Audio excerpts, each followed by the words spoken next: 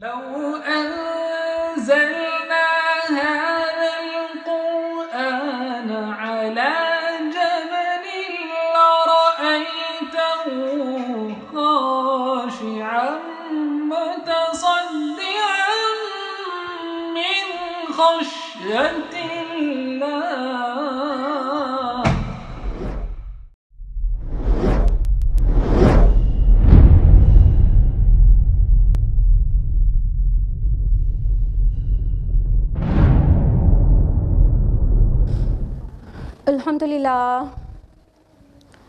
अल्हम्दुलिल्लाह रब्बिल आलमीन वस्सलातु वस्सलामु अला रसूलिहिल करीम व अला आलिहि व अस्हाबिहि अजमईन अम्मा बाद वअऊज़ु बिल्लाहि मिनश शैतानिर रजीम बिस्मिल्लाहिर रहमानिर रहीम अवलम यरल्लज़ीना कफ़रू अन्नस समावाति वल अर्द कानता रत्क़न फ़फ़तक़नाहुमा बिस्मिल्लाहिर रहमानिर रहीम रब्बिश्रह ली सदरी वयस्सिर ली अमरी वहलुल उक़दतम मिन लिसानी यफ़क़हू क़ौली।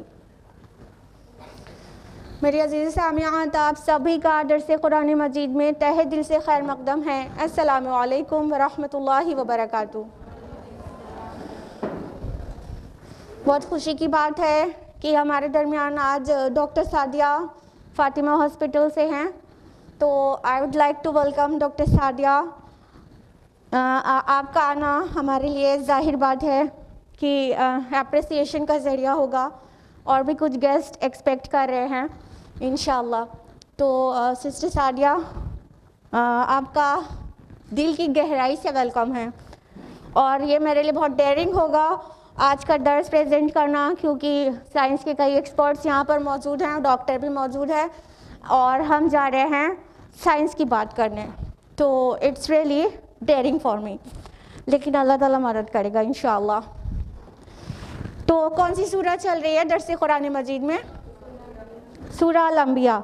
किस आयत तक लास्ट वीक हुआ था? 29 तक, बिल्कुल सही। आज हम लोग बहुत तफसील से रिवीजन नहीं लेंगे, बहुत शॉर्ट में रिवीजन लेंगे और फिर आयत नंबर 30 ऑनवर्ड्स स्टार्ट कर देंगे।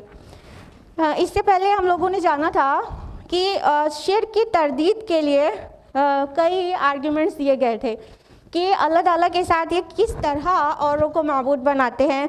क्या इनके पास पहले कोई आसमानी किताब ऐसी है जिससे शिर्क को मतलब उसका कोई सबूत मिलता है, और कहा गया हाथु बुरहानकुम, अगर ऐसा कुछ है देन प्रोड्यूस योर प्रूफ। और उसके अलावा जो शफाअत का बातिल अक़ीदा है उसकी तरदीद की गई थी।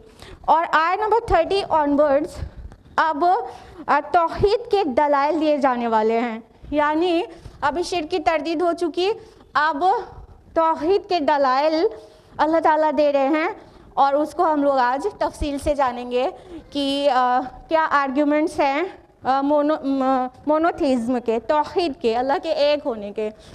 उसी सिलसिले में बात आगे बढ़ती है। आयत नंबर 30 है, औज़ु बिल्लाहि मिनश शैतानिर रजीम बिस्मिल्लाहिर रहमानिर रहीम अवलम यरल्लज़ीना कफ़रू अन्नस समावाति वल अर्द कानता रत्क़न फ़फ़तक़नाहुमा।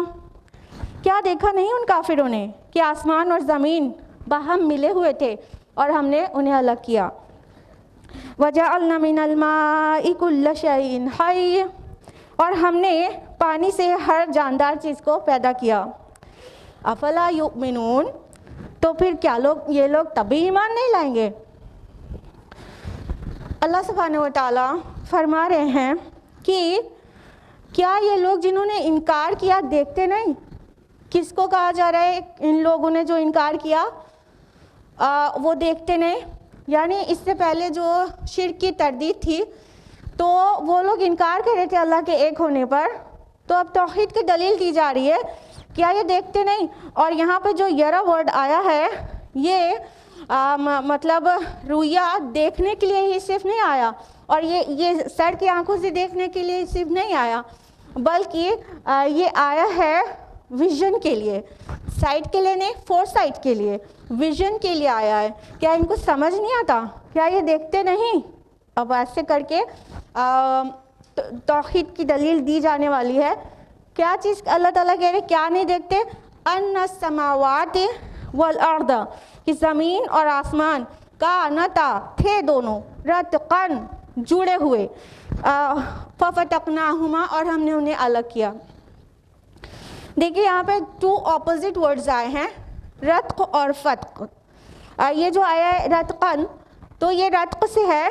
हाँ, रत्क का माना होता है यकजा करना, मिलाना, इकट्ठा करना और जोड़ना, ज्वाइन करना और फ्यूज़ करना, ठीक है।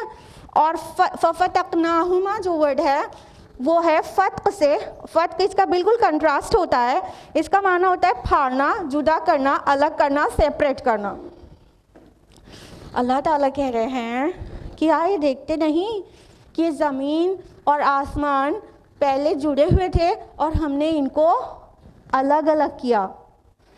एक तर्जुमा ये भी आता है कि ये ज़मीन और आसमान बंद थे और हमने उन्हें खोला। तो जब बंद थे, जुड़े हुए थे, तो इसका पहले मुफस्सिरीन ये तफसीर देते थे, काफ़ी हद तक वो भी काबिल कबूल है, यानी आसमान बारिश नहीं बरसाता था और ज़मीन सब्ज़ा नहीं उगाती थी। पहले सब ऐसा नहीं था, खुला हुआ नहीं था, लेकिन बाद में अल्लाह ताला ने सबको खोल दिया। जैसे जैसे साइंस एडवांस होती गई, कुरान मजीद ने अपने को खोला है। अल्लाह ताला ने जो भी कुरान मजीद में साइंस के मुताल्लिक कहा है, you know there are more than 1000 आयात of science in the Quran. 1000 से ज़्यादा आयात हैं जो साइंस पर बहस करती हैं। जब साइंस एडवांस होने लगी तो हमें ये पता चला कि ये जो यूनिवर्स है वो किस तरह बनी है और इस यूनिवर्स के क्रिएशन की पूरी क्या स्टोरी है। तो ये जो कहा जा रहा है ज़मीन और आसमान मिले हुए थे, पहली बात तो समावात प्लूरल है, ठीक है, और उसको ऑन द होल एक यूनिट माना गया है, और ज़मीन सिंगुलर है, और दोनों को मिला के समावात को एक यूनिट समझकर सबको एक साथ और ज़मीन को एक यूनिट समझकर डुअल यहाँ पर आया है, तस्निया का सेगा आया है, कानता फफतकनाहुमा, ठीक है, ये तस्निया का सेगा यानी डुअल है। तो अल्लाह ताला कह रहे हैं ये पहले जुड़े हुए थे और हमने इन्हें अलग किया। आप लोग ने बिग बैंग थ्योरी के बारे में सुना है? बोलिए, बिग बैंग के बारे में सुना है? बिग बैंग की जो थ्योरी है उसके बारे में आज हम लोग डिटेल में जानेंगे। और बिग बैंग थ्योरी और कुरान की इस आयत में ऐसा कंसिलिएशन है कि है तो ये थ्योरी, लेकिन कुरान इसको कहीं ना कहीं अप्रूव कर रहा है कि पहले सब कुछ जुड़ा हुआ था। According to big bang theory पहले क्या था, ये पूरा स्पेस जो है ये सिंगुलैरिटी था और अनस्टेबल एक फॉर्म ऑफ एनर्जी था, ठीक है, और ये एक एटम से भी छोटा एनर्जी का फॉर्म था जिसको सिंगुलैरिटी कहा गया है। और ये उसके बाद उसमें एक धमाका हुआ जिसको बिग बैंग कहते हैं, एक बहुत बड़ा एक्सप्लोजन हुआ। और ये कब की बात है? 13.7 बिलियन ईयर्स एगो, ठीक है, 13.7 बिलियन ईयर्स यानी 1300 करोड़ साल पहले की बात है कि उसमें एक बहुत बड़ा सा धमाका हुआ जिसको बिग बैंग कहते हैं, ठीक है। ये बिग बैंग एक मतलब एक एटम से भी छोटा पार्टिकल था जो एनर्जी थी जिसमें, और फिर वो बिग बैंग हुआ, एक एक्सप्लोजन हुआ जिसके नतीजे में matter, energy, time, space complex वजूद में आया, ठीक है। फिर वो गैलेक्सीज और स्टार्स का फॉर्मेशन हुआ और प्लैनेट्स का फॉर्मेशन हुआ और ये गैलेक्सी है, ठीक है, और धीरे धीरे चीज़ें अलग होती गई, ठीक। ये गैलेक्सी है, गैलेक्सी किसको कहते हैं? ग्रुप ऑफ स्टार्स को कहते हैं। एक एक गैलेक्सी में millions and billions of stars हैं। जिस गैलेक्सी का हमारी सोलर फैमिली जिसका मेंबर है वो मिल्की वे गैलेक्सी, अगर आप लोगों को पता हो, शायद पता, हमने भी कई बार आपको बताया है, मिल्की वे गैलेक्सी का मेंबर है हमारी सोलर फैमिली। और मिल्की वे गैलेक्सी का एक नाम बैकबोन ऑफ द नाइट भी है। और मिल्की वे गैलेक्सी में 100 बिलियन स्टार्स हैं। कितने?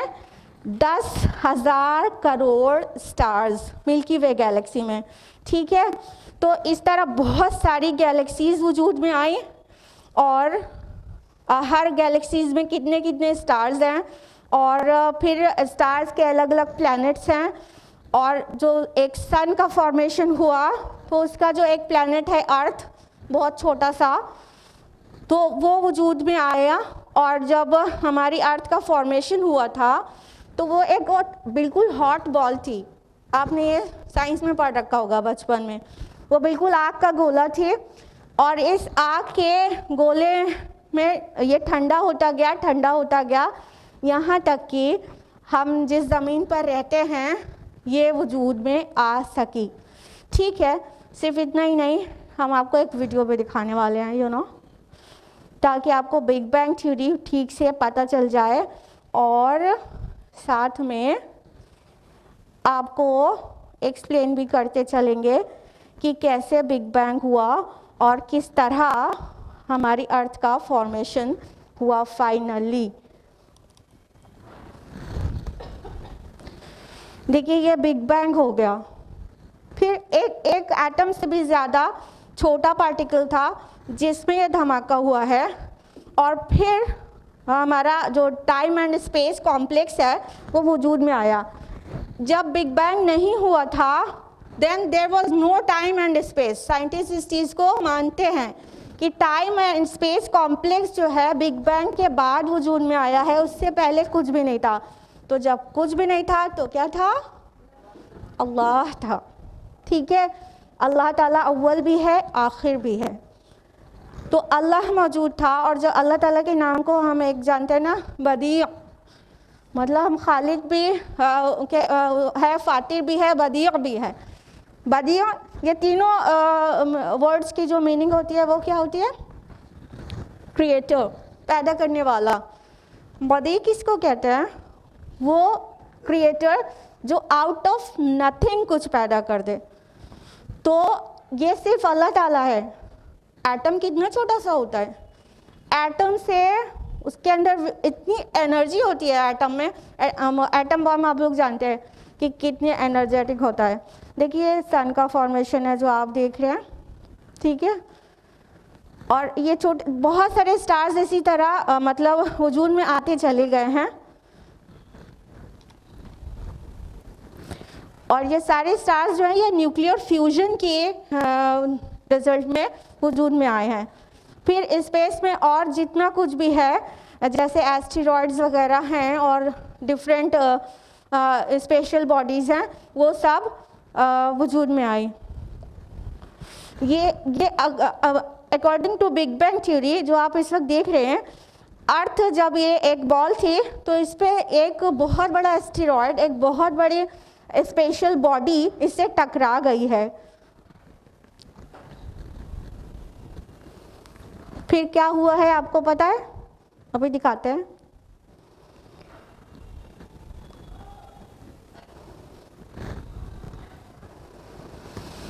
सबसे पहले हाइड्रोजन एटम का फॉर्मेशन हुआ था।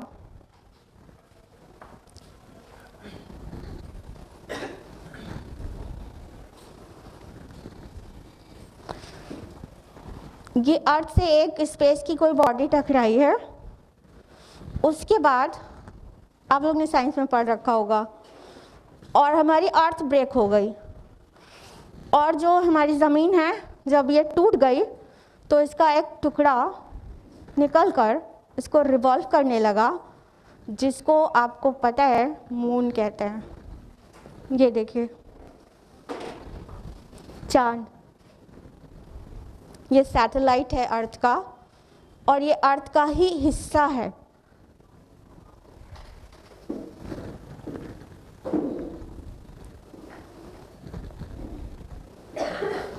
और ये बिग बैंग कितना टाइम लगा इसको होने में पता है? 1 माइक्रोसेकेंड।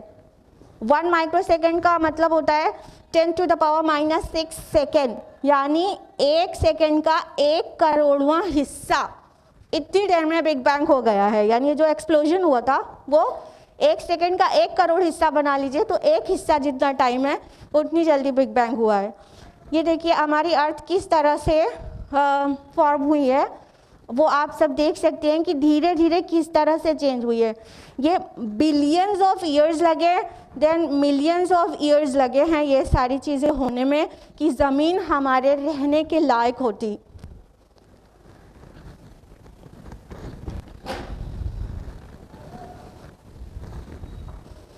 सब टाइम भी आपको साथ में दिख रहा है कि और ये थ्योरी है, ऐसा माना जाता है, तो एग्जैक्टली तो अल्लाह ताला ही जानते हैं, लेकिन कुरान हकीम ने इस थ्योरी के फेवर में बात कही है, तो डेफिनेटली ये सही ही है।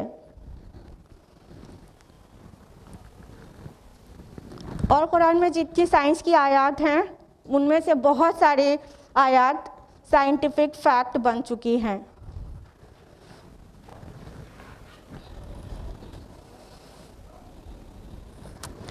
तो इस तरह से ये बिग बैंग थ्योरी में काफ़ी मुमासिलत है इस आयत से। अब इस आयत को फिर से सुनिए। अवलम यरल्लज़ीना कफ़रू अन्नस समावाति वल अर्द कानता रतक़न फ़फ़तक़नाहुमा। क्या ये काफिर लोग देखते नहीं कि ज़मीन और आसमान मिले हुए थे और हमने इन्हें अलग अलग किया। यानी अल्लाह ताला ने 1400 साल पहले इस कुरान हकीम में बता दिया, जब बिग बैंग और का नाम तो छोड़िए साइंस वर्ड एग्जिस्ट नहीं करता था, तब अल्लाह ताला ने बता दिया कि ये ज़मीन और आसमान जुड़े हुए थे। भला खालिक ही ना जाने, ऐसे कैसे हो सकता है? उसके बाद अगर कुरान मजीद उठाकर साइंटिफिक रिसर्चेस किया जाए, इनफैक्ट करते हैं लोग, तो वो चीज़ें बस बहुत आसान हो जाती हैं। कुरान तो बेसिक दे ही देता है, अब करने की चीज़ जो रहती है वो सिर्फ तहकीक करना रहता है, रिसर्चेस स्टडीज़ करना रहता है। तो कुरान बता रहा है 1400 साल पहले जब साइंस और साइंटिस्ट एग्जिस्ट नहीं करते थे, एस्ट्रोनॉमर्स नाम का कोई इंसान नहीं होता था, तब कुरान मजीद में कह दिया गया कि ये पहले कोई होमोजेनस मास था, ये सब जुड़ा हुआ था, अल्लाह ताला ने इनको अलग किया है। आगे फरमाया अल्लाह ताला ने वजअलना मिनल माई कुल्ल शैइन हय्य, और हमने पानी से हर जानदार चीज़ को पैदा किया। यानी कुरान की आयत का ये फ़िक्रा उसी आयत में है, ठीक है। ये फ़िक्रा बता रहा है जितने भी लिविंग क्रिएचर्स हैं वो सब के सब पानी पैदा किए गए हैं। ये बात 1400 साल पहले कही गई। आज साइंस इस बात को बिल्कुल अप्रूव करती है कि जितने भी लिविंग बींग्स हैं उनकी जो स्मॉलेस्ट यूनिट है, बॉडी की स्मॉलेस्ट यूनिट क्या है भाई बताइए? सेल है। सेल में जो अक्सर हिस्सा होता है 3/4 पार्ट वो प्रोटोप्लाज्म होता है, ठीक है। चाहे वो सेल किसी यूनिसेल्युलर एनिमल हो, चाहे वो मल्टीसेल्युलर हो, चाहे प्लांट हो, चाहे एनिमल, उसका जो मेजर पार्ट है वो प्रोटोप्लाज्म है। ये साइटोप्लाज्म है, ये सेल है, ठीक है, ये साइटोप्लाज्म है, और ये न्यूक्लियस है, और न्यूक्लियस के अंदर जो है वो न्यूक्लियोप्लाज्म है, और both the terms together called protoplasm, ठीक है। तो ये जो मेजर पार्ट है वो प्रोटोप्लाज्म है, यानी पानी है। वो मतलब नो लेस देन 3/4 पार्ट उसका साइटोप्लाज्म और प्रोटोप्लाज्म पूरा ऑक्यूपाई करता है एक सेल में। देखिए 3D स्ट्रक्चर है सेल का। तो ये जो सेल ऑर्गेनल्स आपको दिख रहे हैं, लेकिन ये इसकी बुनियाद क्या है? जो बीच में है जो पूरा पानी है, ठीक है। ये न्यूक्लियस में भी ये न्यूक्लियोप्लाज्म है, वो भी वाटर है।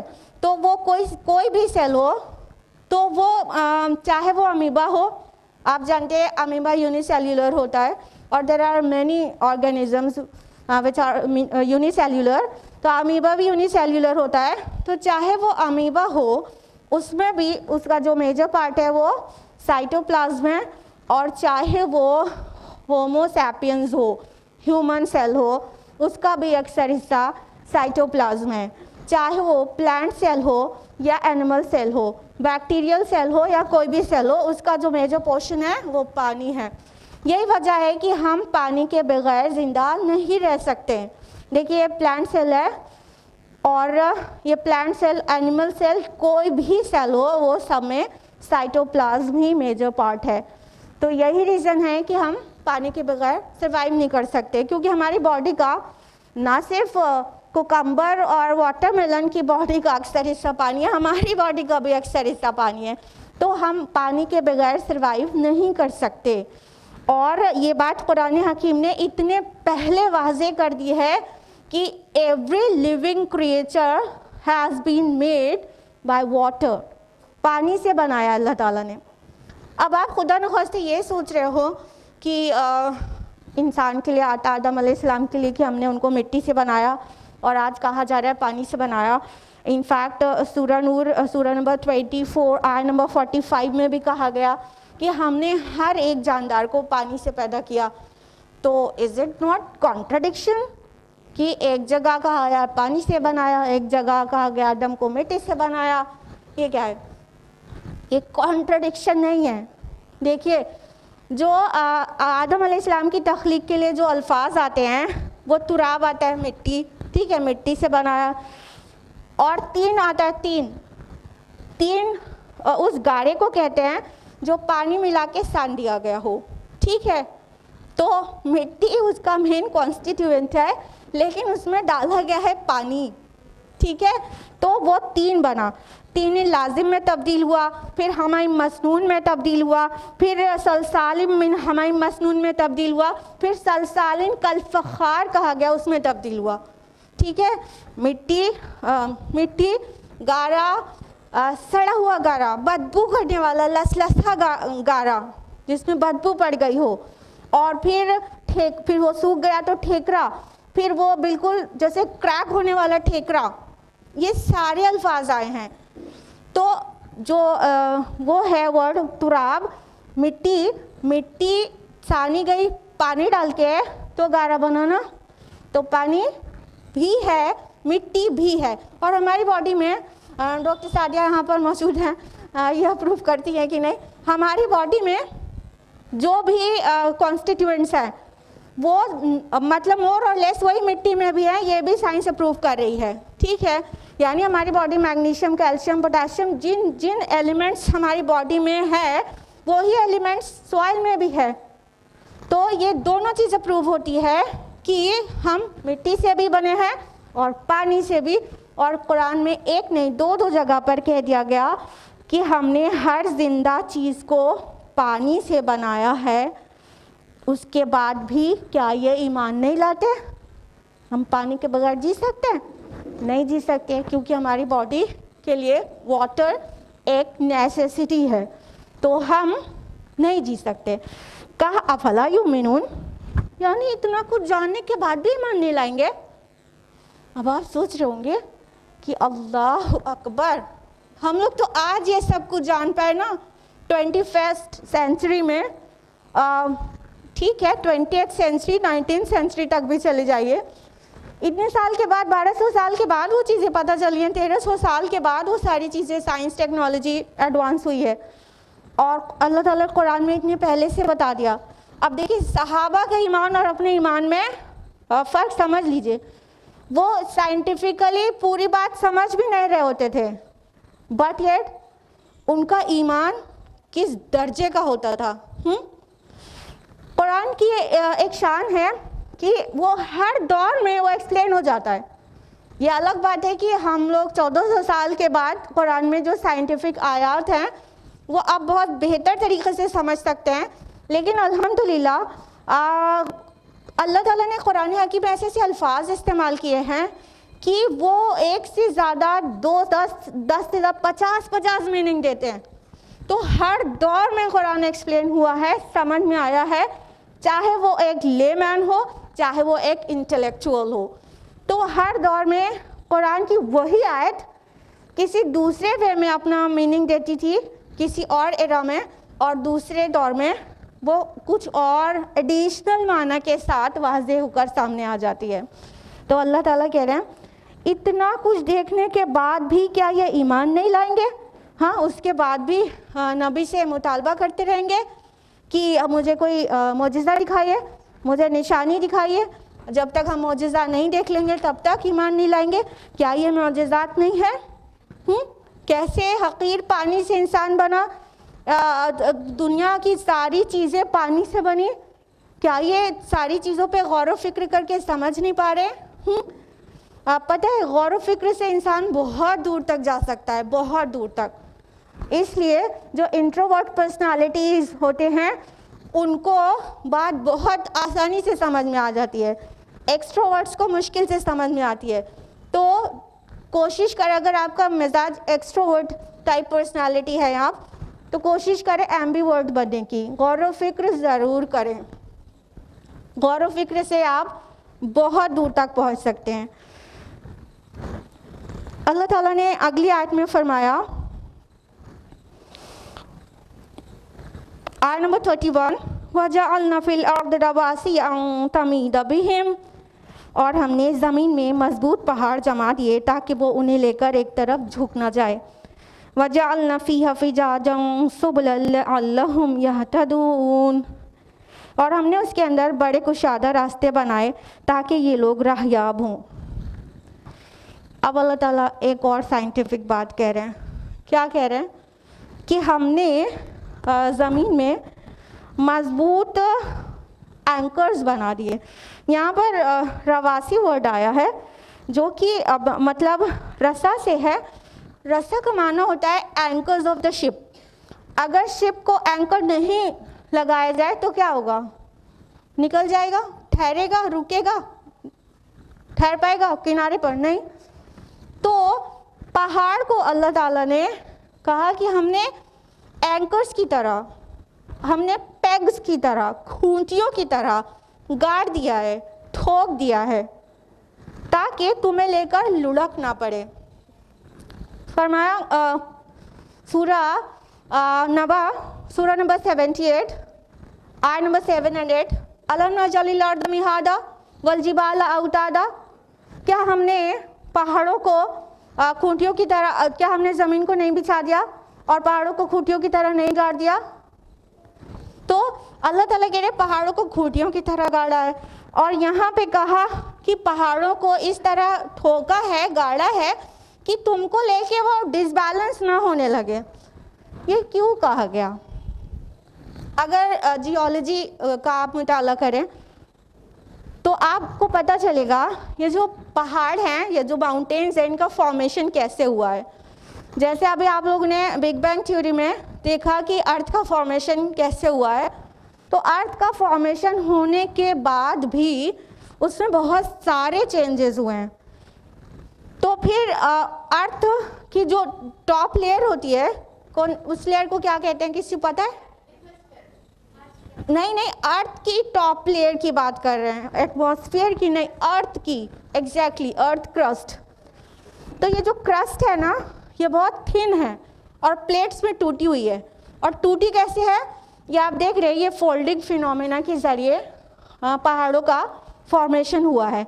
ये मतलब अर्थ की जो ऊपरी लेयर है, ये इस तरह से फोल्डिंग हुई है इसकी, जैसे आपको दिख रहा है अपने मॉनिटर पर, देखिए ये फोल्डिंग हुई है अर्थ ऊपर की लेयर की। तो ये लेयर अंदर बाहर फोल्डिंग फिनोमेना के ज़रिए पहाड़ों का फॉर्मेशन हुआ है। तो फोल्डिंग के ज़रिए जो अर्थ क्रस्ट है वो प्लेट्स में टूट गई। ठीक है, ये आप देख रहे हैं, ये क्रस्ट है। ठीक है, ये क्रस्ट जो है वो टेक्टोनिक प्लेट्स में टूट गई। तो टेक्टोनिक प्लेट्स जो हैं वो इतनी थिन है कोर के मुकाबले कि कोर ऑफ द अर्थ, उसका वो जो विड्थ है वो बहुत ज़्यादा है, और जो अर्थ क्रस्ट है वो बहुत थिन है, और वो भी प्लेट्स में टूटी हुई है। तो अगर, और आपको पता है कि अर्थ का जो कोर है वो क्या है? हॉट फ्लूइड है ना, वो सॉलिड नहीं है। पता है ना, जब वो लावा निकलता है उससे, वोल्केनो से लावा निकलता है तो सॉलिड रहता है क्या? फ्लूइड रहता है ना, बहुत हॉट, इतना हॉट रहता है कि पत्थर के ऊपर से गुजरता है तो वो भी बर्न हो जाता है ना। तो अर्थ का जो कोर है वो फ्लूइड है, और ऊपर की जो लेयर्स हैं और स्पेशली अर्थ क्रस्ट वो टुकड़ों में टूटी हुई है। तो टुकड़ों में जहाँ जहाँ अर्थ क्रस्ट टूटी हुई है वहाँ वहाँ माउंटेन रेंजेस हैं। अगर अर्थ क्रस्ट इसी तरह प्लेट्स में टूटी रहे और माउंटेन को इस तरह अल्लाह ताला ने खूंटी की तरह नहीं गाड़ दिया होता, तो जानते हैं क्या होता, जब हम ज़मीन पे चलते तो ज़मीन लुढ़कती, क्योंकि अंदर फ्लूइड है और ऊपर थिन लेयर है, और वो भी प्लेट्स में टूटी हुई। तो ये जो प्लेट है, टेक्टोनिक प्लेट्स, ये जो है अर्थ क्रस्ट है, इसके ऊपर ऐसे तैरती रहती, अंदर फ्लूइड और ऊपर कोई पतली सी लेयर हो तो अंदर के फ्लूइड में तैरने लगेगी ना। हाँ, तो अंदर के फ्लूइड पर बाहर की जो अर्थ क्रस्ट है वो तैर रही है एक्चुअली, और जहाँ जहाँ पर वो प्लेट्स में टूटी हुई है वहाँ वहाँ माउंटेन रेंजेस हैं, और उस तरह से वो अर्थ क्रस्ट को स्टेबल करते हैं। जितना आप ऊपर देख रहे हैं ना माउंटेन को, इससे ज़्यादा गहरी उनकी रूट्स होती हैं। ये देखिए, ये इतना माउंटेन ऊपर दिख रहा है और इतनी रूट नीचे है, ठीक। तो रूट उसकी इतनी डीप होने की वजह से ये अर्थ क्रस्ट को स्टेबिलिटी प्रोवाइड करती है, यानी पहाड़ एक ऐसे एंकर्स हैं जो प्लेट को स्टेबल रखते हैं, अर्थ क्रस्ट को स्टेबल रखते हैं, और हम ज़मीन पर चलते हैं तो ज़मीन हिलती नहीं है, ठीक है। ये देखिए, मान लीजिए ये टेक्टोनिक प्लेट है, ये टूटी हुई है और यहाँ माउंटेन रेंजेस हैं। तो ये दो टूटी हुई चीज़ के बीच में एक ऐसे अगर खूंटी गाड़ दिया जाए, औतादा वडाय अवल जिबाल औतादा, और हमने पहाड़ों को खूंटियों की तरह गाड़ दिया। और हम जानते हैं ना, जो पैग्स होती हैं टेंट लगाने के लिए जो खूंटी गाड़ी जाती है, उसका कम हिस्सा ऊपर दिखता है और ज़्यादा हिस्सा अंदर होता है। तो माउंटेन की बहुत डीप रूट्स होती हैं। देखिए, ये टेक्टोनिक प्लेट है, यहाँ पूरी माउंटेन रेंज है। तो उससे क्या हो रहा है कि हमारी ज़मीन जो है वो स्टेबल है। जब हम चल रहे हैं तो ये अर्थ क्रस्ट ऐसे शेक नहीं कर रही है।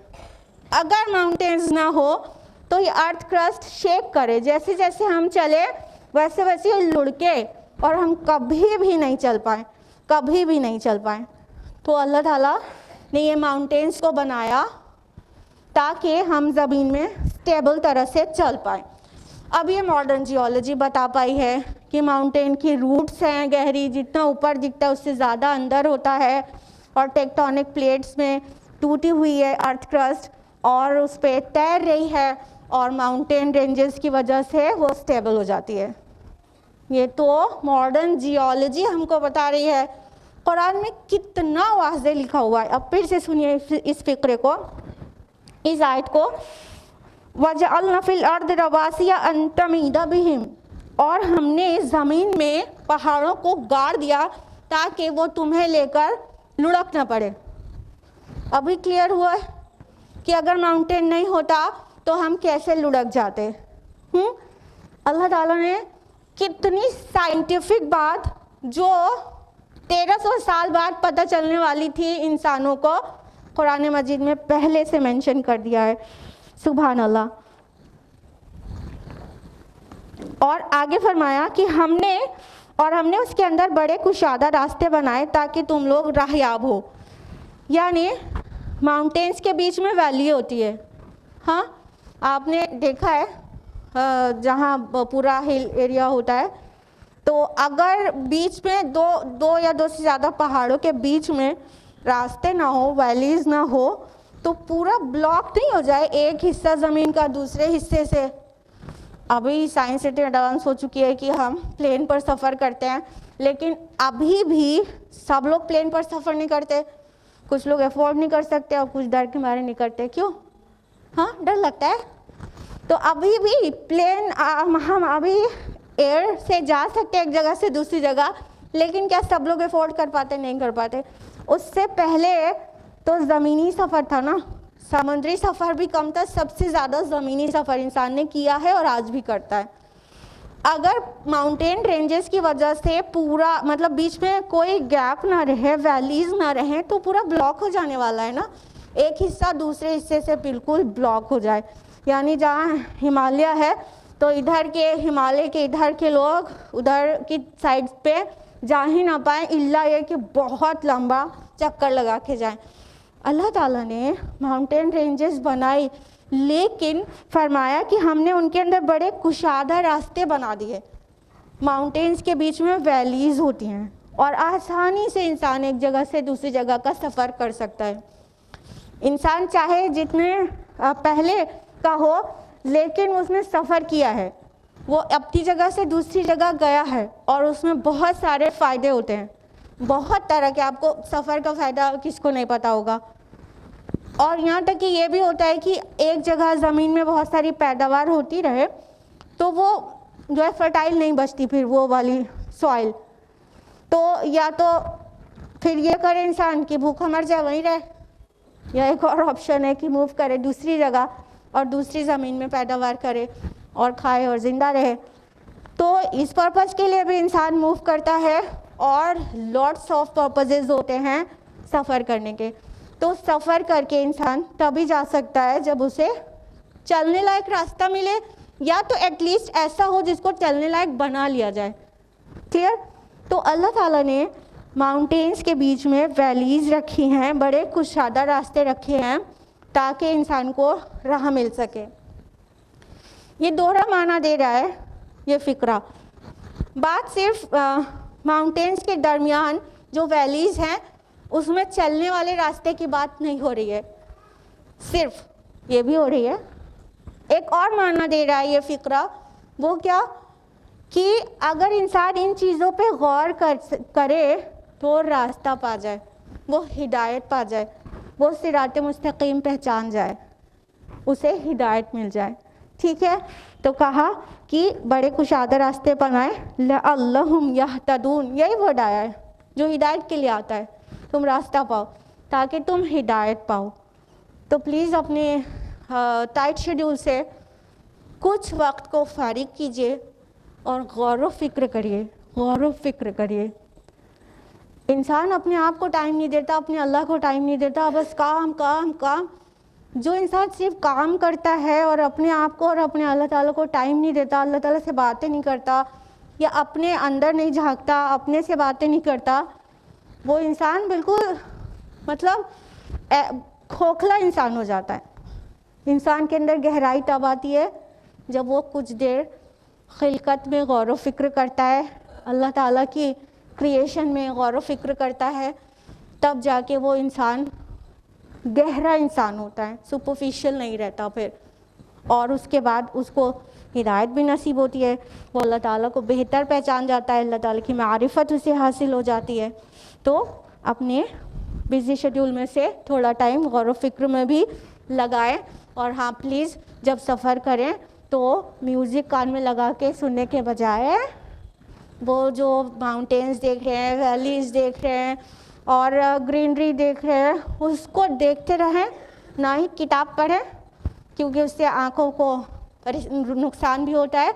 ना किताब पढ़ें, ना मोबाइल को अपना पूरा वक्त दे दें, बल्कि क्रिएशन ऑफ अल्लाह को देखते जाएं और अल्लाह की हम्दो तस्बीह करते जाएं और अल्लाह ताला की मारिफत हासिल करने की कोशिश करें। तो अब जब भी सफ़र में जाएं तो अल्लाह ताला के क्रिएशन को देखकर ध्यान दें और बहुत सारी दुआएं करें। आयत नंबर 32 है, वजअलना समाअ सक़फ़न महफ़ूज़ा वहुम अन आयातिहा मुअरिदून। और हमने आसमान को एक महफूज छत बना दिया, लेकिन ये लोग इस आसमान की निशानियों को ध्यान में नहीं लाते। अब अल्लाह ताला फिर आसमान की साइंस बयान कर रहे हैं। अल्लाह ताला फरमा रहे हैं कि हमने आसमान को एक महफूज छत बना दिया।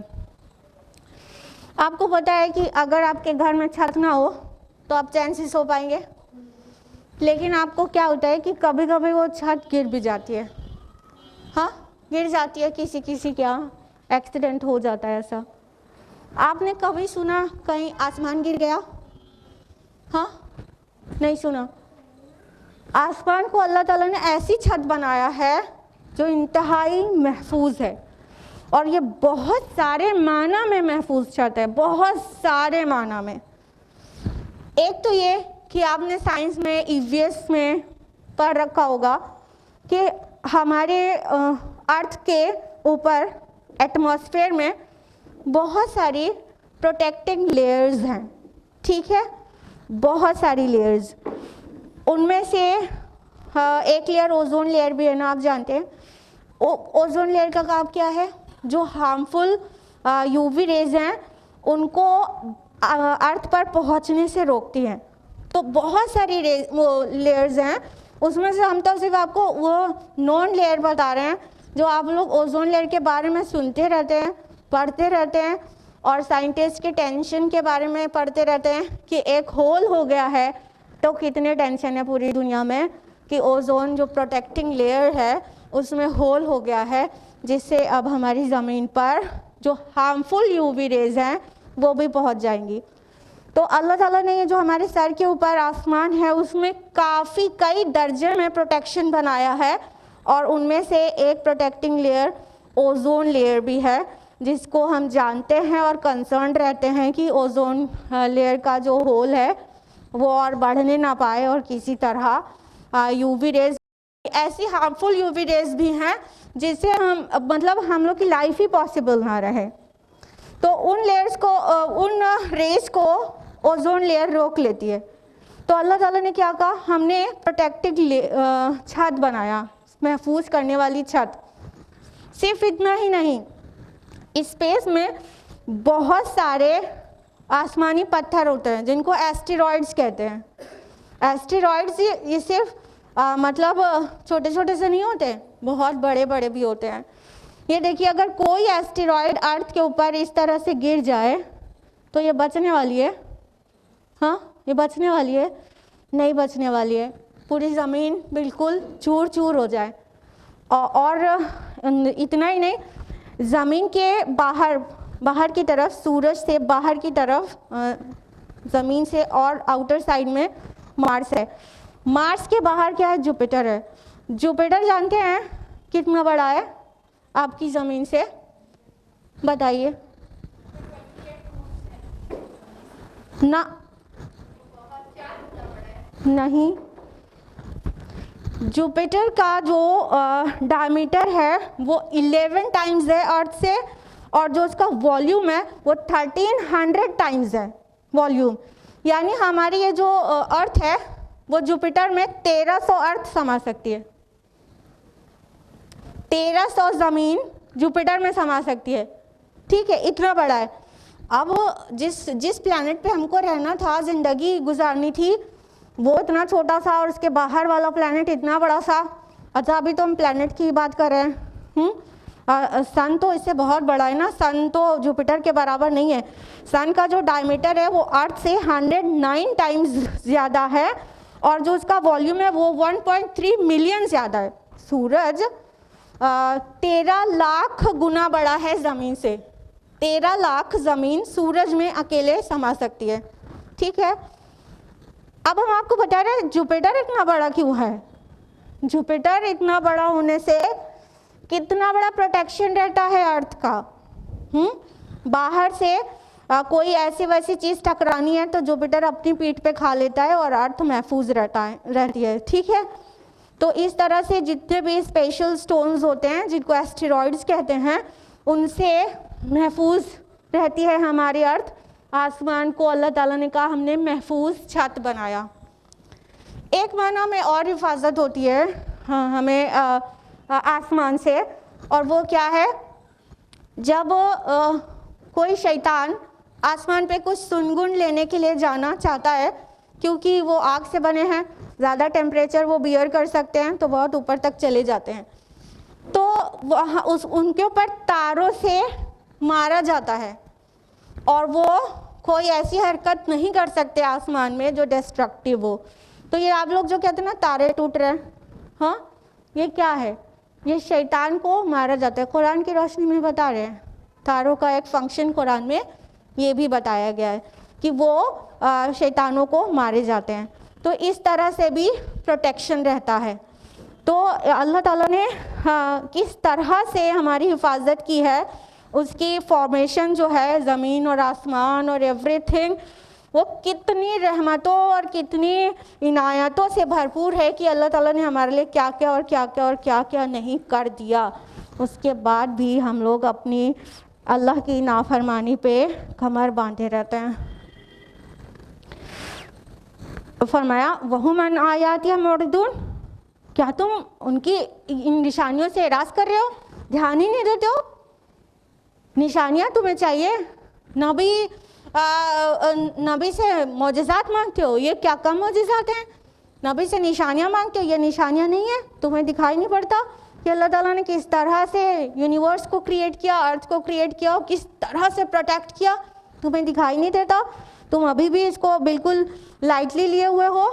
और बहुत हैरानी वाली बात है कि साइंस टेक्नोलॉजी के एक्सपर्ट लोग भी अल्लाह ताला को भूल रहे हैं। बहुत हैरानी वाली बात है, और वो भी मुस्लिम हो तो और ज़्यादा हैरानी वाली बात है कि हर तरफ अल्लाह ताला का कि मतलब क्रिएशन को इतनी ध्यान से वो देख रहे होते हैं। उनकी बसारत के साथ उनकी बसीरत इतनी ज़्यादा होती है, उनके पास साइट ही नहीं, फोरसाइट भी होना चाहिए, लेकिन फिर भी अल्लाह का वो याद नहीं करते। कोई डॉक्टर सर्जरी करता है और पेट से बच्चे को निकाल लेता है, अल्लाह को भूला रहता है। सुभान अल्लाह से ज़ुबान को खाली होना ही नहीं चाहिए। हाँ, किसी भी तरह की सर्जरी हो, फिर उसके अंदर जो दिखाई पड़ रहा होता है अल्लाह का क्रिएशन, उस पर गौर करना चाहिए ना। तो अल्लाह ताला कह रहे हैं कि क्या तुम ध्यान नहीं देते? तुम ध्यान नहीं देते अल्लाह ताला ने तुम्हारे लिए क्या क्या बना दिया? और ये सब तौहीद के दलाइल के तौर पर पेश किया जा रहा है ये सब बातें, कि अभी भी तुम किसी और के पास अपनी मुरादें मांगने पहुंच जाओगे। अभी भी अल्लाह ने तुम्हारे लिए ये किया, ये किया। है कोई तुम्हारे जो माबूदान बातिल हैं, उन्होंने क्रिएट किया है क्या आसमान को तुम्हारे लिए एक महफूज छत उन्होंने बनाया है? तो कैसे अपनी दुआएं किसी और से जाकर मांगते हो? कैसे किसी और के नाम की डेगे चढ़ाते हो? कैसे किसी और को न्याज चढ़ाते हो? कैसे किसी और के नाम की कुर्बानी करते हो? क्या उन्होंने ये सब किया है तुम्हारे लिए? आगे फरमाया आय नंबर 33, वहुवल्लज़ी खलक़ल लैला वन्नहार वश्शम्स वल क़मर, और वही है जिसने पैदा किया रात दिन और सूरज और चांद को, कुल्लुन फ़ी फ़लकिन यस्बहून, और सब अपने अपने मदार में तैर रहे हैं, सब अपने अपने फलक में तैर रहे हैं। सुभान अल्लाह, इतनी साइंटिफिक बात 1400 साल पहले कुरान में कह दी गई। एस्ट्रोनॉमर्स को चाहिए था कुरान उठाएं और रिसर्चेस करें, जैसा कि मुस्लिम साइंटिस्ट ने किया ही है। कुरान मजीद कह रहा है कि वो अल्लाह ताला है जिसने ज़मीन और आसमान बनाए और चांद और सूरज बनाए, और हर एक अपने ऑर्बिट में घूम रहा है, हर एक अपने ऑर्बिट में तैर रहा है। ये यस्बहून जो वर्ड आया है ये सबह से है। सबह यस्बहू का माना होता है पानी में या हवा में तैरना। और तैरना किस तरह? सिर्फ अगर कोई चीज़ पानी के ऊपर ऐसे लुढ़के फ्लोट करे तो उसके लिए सबह वर्ड नहीं यूज़ होगा। अगर कोई स्विम करे तो उसके लिए सबह वर्ड यूज़ होगा। मतलब अपनी एक्सिस में भी वो रोटेट करे और स्पेस में भी वो रिवॉल्व करे। तो वर्ड यहाँ पर सबह आया है। कुरान मजीद कह रहा है जितनी स्पेशल बॉडीज़ हैं, कुल्लुन फी फलकी यस्बहून, हर एक स्पेस में जो कुछ भी है वो हर एक अपने अपने ऑर्बिट में रिवॉल्व कर रहे हैं, रोटेट कर रहे हैं। नहीं, आज साइंस में क्लास 4 के बच्चों को पढ़ा दिया जाता है कि अर्थ अपनी एक्सिस पर भी रोटेट हो रही है और सन के अराउंड रिवॉल्व भी हो रही है। ये सब एक साथ हो रहा है। और सूरज जो है, चांद जो है ज़मीन के अराउंड रिवॉल्व कर रहा है, ज़मीन सूरज के अराउंड रिवॉल्व कर रही है। और सूरज भी मिल्की वे गैलेक्सी का चक्कर लगा रहा है। एस्ट्रोनॉमर्स अब वो उस पॉइंट को पा चुके हैं, और इमेजिनरी पॉइंट है, उसको कहते हैं सोलर एपेक्स। सूरज भी सोलर एपेक्स के अराउंड अपना चक्कर लगा रहा है। आप देख सकते हैं हाँ अपने स्क्रीन पर कि ये जितने भी ये तो प्लैनेट्स आपको दिख रहे हैं, ये सब के अपने अपने एक नॉन ऑर्बिट्स हैं। अपने ऑर्बिट से इधर उधर कोई नहीं होता, अपने ऑर्बिट में। यहाँ फलक वर्ड इस्तेमाल हुआ है, फुल्कुन उसको कहते हैं ना, कश्ती को भी यहाँ फलक वर्ड इस्तेमाल हुआ है क्योंकि कश्ती तैरती है।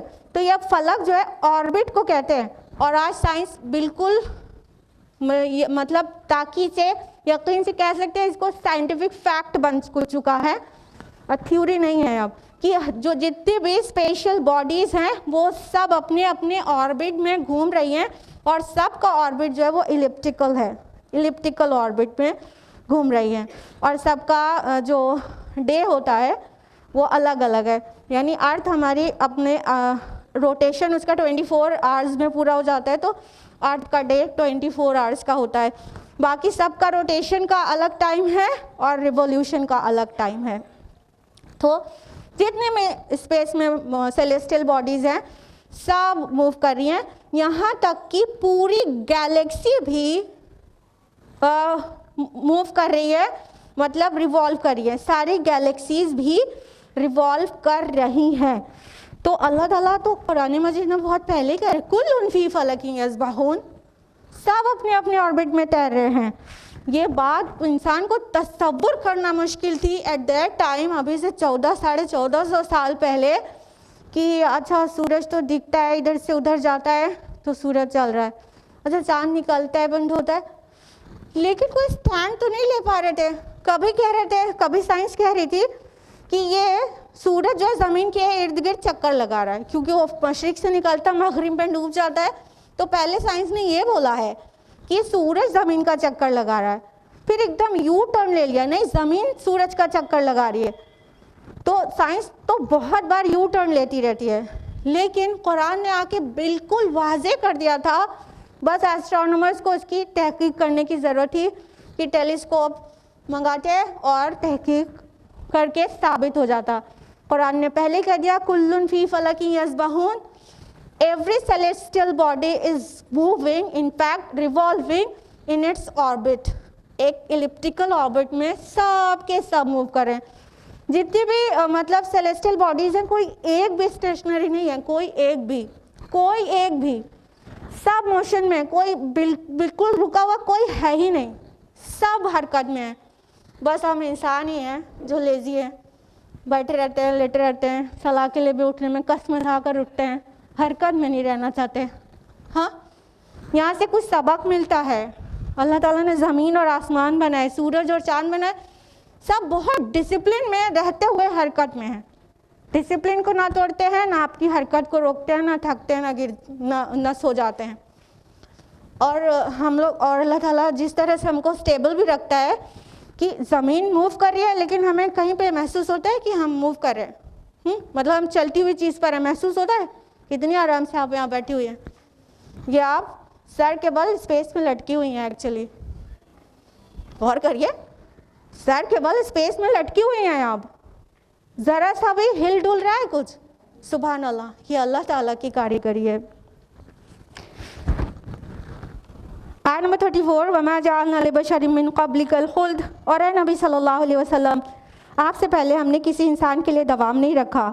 अफ़ा इन मित्ता फ़हुमुल ख़ालिदून, तो क्या अगर आप फौत हो गए तो ये हमेशा रहेंगे। रसूलुल्लाह सल्लल्लाहु अलैहि वसल्लम के लिए मुशरिकीन टॉर्चर तो करते ही थे, आपको मतलब ख़त्म करने का प्लान बनाते थे, बद्दुआएं करते थे, सब मतलब उन सब का जवाब अल्लाह ताला ने दिया है कि दवाम तो अल्लाह ने किसी में नहीं रखा है, हमेशा तो किसी को भी नहीं रहना है। तो अगर आप फौत हो गए तो क्या ये हमेशा रहेंगे, हमेशा ज़िंदा रहेंगे? ये ऐसा चिपकता हुआ जवाब है उन सारे परसिक्यूशन का और उन सारे प्लान्स का जो नबी सल्लल्लाहु अलैहि वसल्लम को ख़त्म करने के लिए वो कर रहे थे कि तुम जैसा हमारे नबी के साथ सलूक किए हुए हो, तो ये जान लो कि हाँ, जीने के लिए हमेशगी वाली ज़िंदगी जीने के लिए तो कोई नहीं आया। वो तो उसी दिन सबको बता दिया गया था जब आदम अलैहिस्सलाम को क्रिएट किया गया था।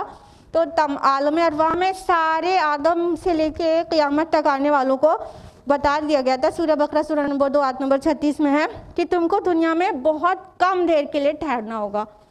ये तो क्रिएशन प्लान में से एक प्लान ही था अल्लाह ताला का कि दुनिया में तुम रहोगे बहुत लिटिल टाइम के लिए। तो हाँ, हमारा नबी भी फौत होगा, लेकिन तुम क्या हमेशा रह जाओगे? जो इतना हमारे नबी को परेशान कर रहे हो, तो तुम क्या हमेशा रह जाओगे? आगे फरमाया कुल्लु नफ्सिन ज़ाइक़तुल मौत, हर जानदार को मौत का मज़ा चखना है।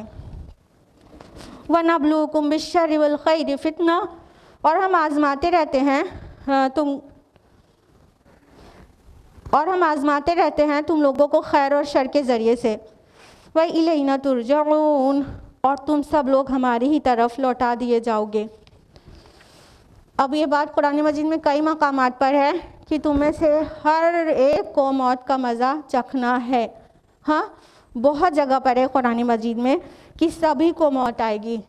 हाँ, नबी भी बशर हैं, उनको भी आएगी, लेकिन तुम ये ना समझना तुमको हमेशगी मिल जाएगी। और दुनिया में जो कुछ भी है वो सब तुम्हारी आजमाइश के लिए है। तुम नबी के रास्ते में कांटे बिछा रहे हो और तुम ऐश कर रहे हो, तो ये ना समझ लेना कि तुम जीत गए और हमारा नबी हार गया। बल्कि दुनिया में जो कुछ भी होता है वो सब आजमाइश के लिए होता है। देखिए, ध्यान दीजिए, यहाँ पे बहुत वाज़ेह कहा गया है, वनब्लुकुम बिश्शर्रि वल खैरि फितना। हम तुमको आजमाते हैं खैर से भी शर से भी। यानी सिर्फ परेशानी ही आजमाइश नहीं होती है, बल्कि खैर भी, भलाई भी, खुशियाँ भी, सेलिब्रेशन जिस वक्त हम करते हैं वो खुशियाँ भी, जो चीज़ हम पसंद करते हैं वो चीज़ आती है तो वो भी आजमाने के लिए आती है। सिर्फ सैडनेस नहीं आती है आजमाइश के लिए, बल्कि जब हमें कोई खुशी मिलती है वो भी अल्लाह ताला आजमाने के लिए देते हैं। यूजुअली हमारा मतलब सोच हमारी क्या होती है कि हम सोचते हैं कि ये जो मतलब मुसीबत आ गई तो बड़ी आजमाइश में पड़ गए भाई, अब मत पूछिए, बहुत आजमाइश का दौर चल रहा है। अरे मुसीबत वाली जो आजमाइश है वो छोटी है, और जो खुशी में जो आजमाइश है वो बड़ी है। क्यों? ये मेरा अपना ओपिनियन है। क्यों हम ऐसा इसलिए सोचते हैं क्योंकि जब मुसीबत में इंसान होता है तो कुछ भी हो अल्लाह की तरफ पलटता है, मेजॉरिटी पलटती है अल्लाह की तरफ, दुआएं करती है, कुछ तो अल्लाह ताला से उसका ताल्लुक़ उस्तवार होता है। लेकिन जब आसानी में रहता है इंसान तो अल्लाह को भूल जाता है, वो अल्लाह ताला को भूला रहता है, जिसकी वजह से वो जो खुशियाँ हैं वो उसके लिए ज़्यादा बड़ी आजमाइश है। आफियत में और खुशियों में एकदम बड़ी आजमाइश है, क्योंकि जब हमें खुशखबरी मिलती है तो फिर म्यूज़िक है, फिर नाचना है, फिर गाना है, फिर ढोलक है, फिर बैंड बाजा है, और डीजे है, और हल्दी है, और जानते हैं ना खुशियों के टाइम पे हम क्या करते हैं। तो अल्लाह ताला कह रहे हैं कि तुम्हारे लिए खैर और शर दोनों आजमाइश है। खैर मिलने पर फिरौन ना बन जाना, और शर मिलने पर ज़मीन पे नाक ना रगड़ने लगना। दोनों चीज़ को आजमाइश ही समझना। एक मोमिन को यह कॉन्सेप्ट बहुत क्लियर होता है, इसलिए खुशी के टाइम वो तब भी अल्लाह की तरफ पलटता है, सजदा शुक्र करता है, और म्यूज़िक और शैम्पेन और ये नहीं उड़ाई जाती। और तकलीफ़ के टाइम, गम के टाइम, मुसीबत के टाइम सब्र करता है। तो मोमिन सब्र और शुक्र करता है, और काफिर जो होता है वो खुशी के वक्त अकड़ जाता है और अल्लाह की नाफरमानी से उसे सेलिब्रेट करता है और फिरौन बन जाता है, और मुश्किल के टाइम कहता है मेरे रब ने तो मेरी इहानत कर दी, मेरे रब ने तो हमें बर्बाद कर दिया। तो ये दोनों एक्सट्रीम्स पर नहीं जाना है, दोनों ही चीज़ें आजमाइश हैं, हर वक्त याद रखना है, और अल्टीमेट रिटर्न जो है वो अल्लाह ही की तरफ है। फरमाया व इलैना तुरजाऊन, और तुम सबको हमारी ही तरफ पलटना है।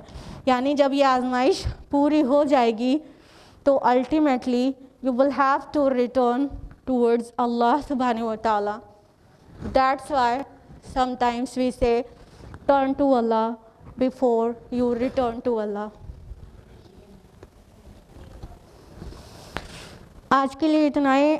आय नंबर 35 तक हम लोगों ने मुकम्मल कर लिया है। अल्लाह ताला से दुआ है कि वो हम सभी को कुरान मजीद का बेहतर फ़हम नसीब करे, और हम सब को तौफ़ीक़ दे कि हम कुरान मजीद पर मुकम्मल अमल करने वालियाँ और उसके पैगाम को दूसरों तक पहुँचाने वालियाँ बन जाएँ। आमीन। वाखिर दावाना अनिल हम्दुलिल्लाहि रब्बिल आलमीन। वस्सलामु अलैकुम व रहमतुल्लाहि व बरकातुहू।